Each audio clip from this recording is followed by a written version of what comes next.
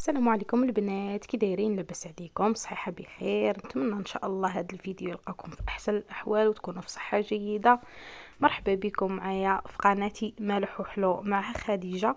الوصفه ديال اليوم البنات هي فقاس بلدي البنات تقليدي بالنافع والجنجلان، كيجي شي حاجه رائعه. ندوزو دابا للمقادير وطريقه التحضير. المقادير البنات بسم الله نبداو. عندي 2 الكؤوس ديال السكر سنيده. القياس البنات راني كناخذو بالكاس ديال العنبه دائما. عندي كويس صغير ديال النافع البنات، النافع البلدي. ما ديروش هذاك البستاني حيت ما كيعطيناش واحد اللوغو الفقاس زوين. عندي 6 بيضات بدرجة حرارة المطبخ. عندي هنا بيضة كاملة بالصفر بالبياض، وضعت عليها جوج ساشيات ديال القهوة سريعة الذوبان. عندي ساشي ديال الفاني، وعندي 2 خمارات من الوزن ديال 8 غرام، والدقيق على حسب الخليط. والزيت البنات غادي نوضع 2 الكؤوس ديال الزيت. عندي 2 الكؤوس الزيت، 2 ديال سنيده، كاس صغير ديال النافع. الجنجلان غادي نوضع منه واحد شويه فقط، ما غاديش نكتر حيت غادي نزين به من الفوق. وغادي ندوز بسم الله، نبداو بالصلاه والسلام على سيدنا محمد الحبيب. وغادي نوضعوا واحد القبصه ديال الملح وهذيك الساشي ديال الفاني، وغادي نفقس البيض ديالي في واحد الاناء اولا قصريه. هذوك البيضات بستة بيهم غادي نوضعهم كاملين كيف ما كتشوفوا معايا وكيف ما واضح لكم في الفيديو. ونتمنى البنات نكون عند حسن الظن ديالكم، والفيديوهات ديالي ينالوا الاعجاب ديالكم. ومره البنات راني كنغلط في المونتاج، وليو ركزوا معايا شويه البنات، عاودوا سمعوا المقادير وعاودوا سمعوهم، حيت كيكونوا ولادي حدايا، راه الله يكون في العوان، بعض المرات كيتلفوني ما باقي نعرف اش كنقول.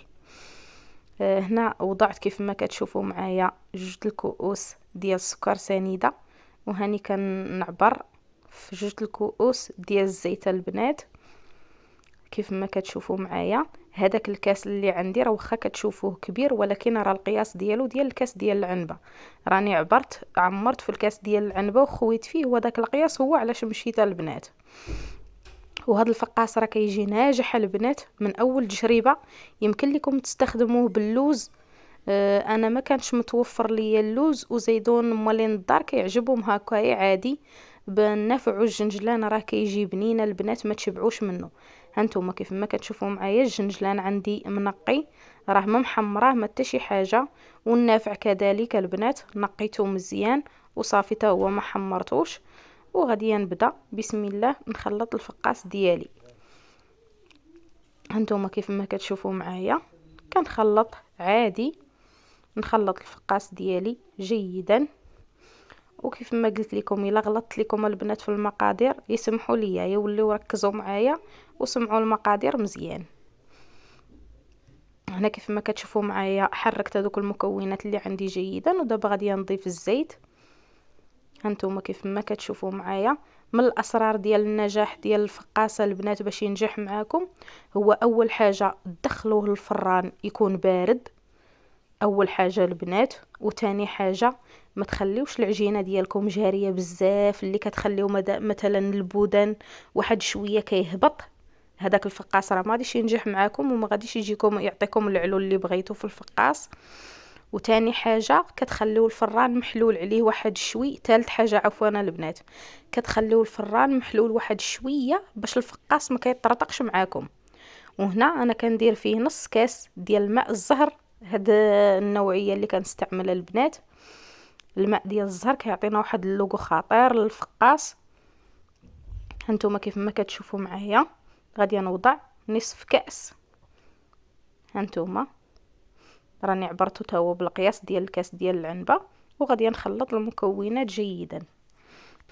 وانت الاخت ديالي اللي كتشوفي القناه ديالي لاول مره، ضغطي على زر الاشتراك باش توصلي بكل جديد، وبارطاجي الفيديو ديالي مع الاهل والاصحاب باش تعم الفائده على الجميع. ومرحبا بك معايا نكملوا الوصفه ديالنا. هنا كيف ما كتشوفوا معايا كنبدا باش نضيف الدقيق البنات. الدقيق كيف ما قلت لكم نضيفوه تدريجيا، والدقيق البنات راني مغربلاه، ضروري ما نغربلو الدقيق ديالنا. وهنا كنبدا نجمع في الفقاص ديالي كيف ما كتشوفوا معايا بهذه الطريقه هذه. كنوضع في الدقيق وانا كنجمع على هذا الشكل هذا. هنايا زربت لكم المقطع البنات باش ما تملوش وانتم كتشاهدوني. انا بغيتكم تكونوا فرحانين ومستمتعين بالفرجه معايا البنات، ونتمنى كيف ما قلت لكم الفيديوهات ديالي ينالوا الاعجاب ديالكم ونكون عند حسن الظن ديالكم البنات. وما تبخلوش عليا بالكومونطيرات ديالكم الزوينين، راه هما اللي كيشجعوني وكيخليوني نستمر البنات في التصوير. هنا وضعت هذوك الكميه اللي عندي ديال الدقيق، هاني كندخل فيها بشويه بشويه. وضعت هذوك جوج ساشيات ديال البيكين باودر، كيف ما قلت لكم الوزن ديال 8 غرام. جوج خمارات اللي عندي ضفتهم. وهنا الفقاس كيف ما قلت لكم ما نخليوش العجينه جاريه بزاف وما نقصحوهاش بزاف. الا خليناها جاريه كيف ما قلت لكم كنروليو البودان وكنخليه واحد شويه وكنلقاوه سرح وطرخه، تما راه كتعرفوا العجينه ديالكم جاريه. وما كنقصحوهش عاوتاني بزاف حتى كيتفرقع علينا في الفران. احنا بغينا نخليوه رطب نوعا ما وما يكونش البنات جاري بزاف عاوتاني. كيف ما قلت لكم كنبقى انا من هاد القاعده ديالي تعلمتها من الحلوى، كنبدا نضيف الدقيق في الاخر بشويه بشويه يا رشيشه رشيشه حتى كنجمع العجين ديالي. هانتوما كيف ما كتشوفوا معايا ما كتكونش العجينه ديالي قاصحه نهائيا وما كتكونش جاريه. هنا غادي نوزع العجينه ديالي. هذا القياس هذا كندير منه 5 ديال البودانه البنات كيف ما كتشوفوا معايا. الا بغيتوا ديروا الميزان يمكن لكم ديروه باش يجيكم الوزن ديالهم مقاد، ولكن انا راه كندير الفقاس من شحال هذا وهذه هي طريقتي. هاد المقادير اللي كنعطيكم كيخرجوا لي 5 ديال لي بودان.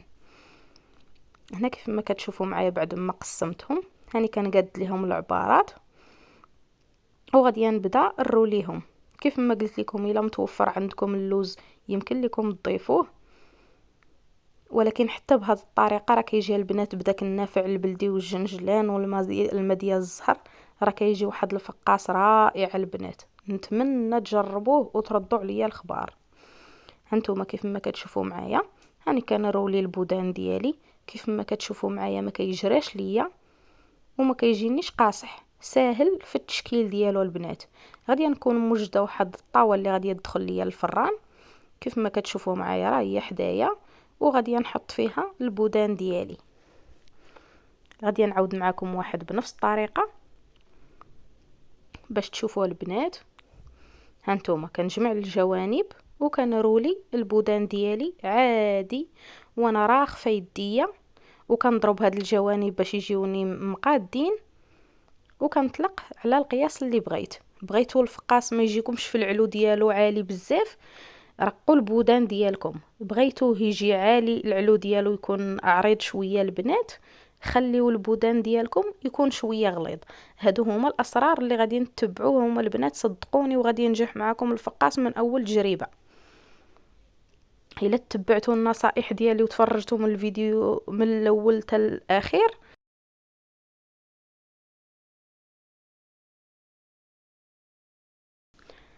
هنا غادي نكمل الكميه اللي عندي وندوزو باش ندهنوا الفقاس ديالنا. هنا كيف ما كتشوفوا معايا هانتوما كنعاود نقادوه هكا. الا بان ليا شي واحد عوج شي بودان عوج كنعاود نقادو هكا بالاصابع ديالي من التحت باش يجيني الشكل ديالو مقاد وزوين. هانتوما كيف ما كتشوفوا معايا كنقادو كنخلي المسافه بيناتهم باش ملي يدخل الفران ما يتلصقش ليا بزاف. وكنطرب هذيك البيضه اللي مع جوج ساشيات ديال القهوه سريعه الذوبان كيف ما قلت لكم غادي نطربها مزيان وغادي ندير واحد الفرشات وغادي ندهن الفقاس ديالي جيدا. كاين اللي كيدهن الفقاس ديالو بالصفار ديال البيض مع شويه ديال الحليب اولا القهوه سريعه الذوبان اولا الكاكاو مع الماء كله باش كيفضل يدهن الفقاس ديالو. انا علاش درت البيضه كامله حيت داك البياض ديالها هو اللي غادي يثبت ليا الجنجلان اللي غادي نزين به من الفوق. هذا علاش وضعت البيضه كامله. وفي نفس الوقت انا دايره جوج مقادير ديال الفقاسه البنات، دايره هاد المقادير ومقادير اخرين بحالهم يعني دوبلت الكميه باش تقدني هذيك البيضه كامله ندهن بها الكميه كامله اللي عندي. وغادي ندهن كيف ما كتشوفوا معايا، غادي ندهن لي بودان ديالي جيدا على هذا الشكل هذا كيف ما واضح لكم في الصورة. هنا كيف ما كتشوفوا معايا غادي نجيب واحد الشوكة اولا فرشة البنات، وغادي نوضع بها خطوط على هذا الشكل هذا. هانتوما كيف ما كتشوفوا معايا هادو راني درت ليهم الزنجلان ونسيت ما درتش ليهم هاد الخطوط بالفرشاة، وانا نقول والله ما نحيد هذا المقطع نتشاركوا مع البنات ديالي ويشوفوا كاع الكواليس ديال التصوير، ماشي مشكل. وغادي نعاود كيف ما وضعت عليهم خطوط وغادي نعاود ندير لهم الجنجلان من الفوق كيف ما كتشوفوا معايا. كيف ما نتشاركوا معكم البنات الزوين نتشاركوا معكم حتى الخايب ونتشاركوا معكم حتى الاخطاء ديالنا باش نتوما تعلموا منهم وما تطيحوش في نفس الخطا اللي كنوقعوا فيه حنايا البنات. هانتوما كيف ما كتشوفوا معايا كنوضع الجنجلان من الفوق هكا جيدا، والفران كيف ما قلت لكم راه بارد، غادي نشعله في البلاصه وغادي ندخل الفقاس ديالي، وكيف ما قلت لكم غادي نخلي واحد شويه في الباب مشقوق باش الفقاس ديالي ما يتفرقعش ليا البنات ويجيني الشكل ديالو خايب بزاف. كيف ما كتشوفوا معايا بعد ما وضعت الجنجلان ديالي على الفقاس كامل غادي دابا ندخلو الفران حتى يطيب البنات، ونحاولوا طاوه بحال هذا الشكل هذا في نفس القياس نقلبوها وعاد نحطو من فوقها هادي. علاش؟ باش ما يتحرقش لينا الفقاس دغيا من التحت ويقصح ويكون باقي لينا خضر من الداخل.